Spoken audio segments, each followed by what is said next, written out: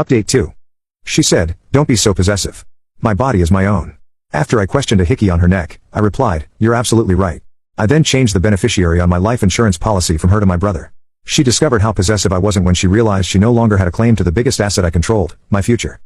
The fight went out of her eyes, replaced by a smug look of victory. She thought she had won. She thought she had successfully defended her right to be a terrible partner.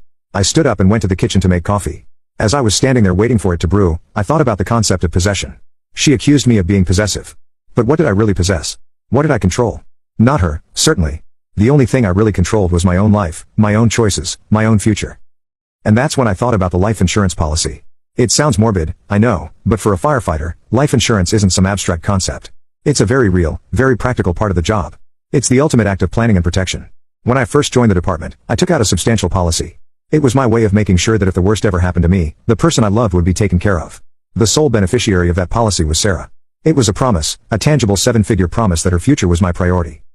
I walked into my home office, coffee in hand, and logged into the insurance company's online portal. I navigated to the beneficiaries page. There it was, Sarah Miller, fiancé, 100%. I looked at the word fiancé. It implies a union, a shared future, a mutual possession of each other's hearts. But she had made it clear that wasn't our reality. My body was my own. Her body was her own. We were, by her own definition, just two autonomous individuals cohabitating. I clicked the edit button. I deleted her name. In the box for the new primary beneficiary, I typed in my brother's name, Michael. I updated his contact information. I clicked Save Changes. A little green check mark appeared on the screen. It was done. It was a quiet, digital, and utterly final act. I had just reallocated the entire value of my future from her to someone I could actually trust. The next few days were strange.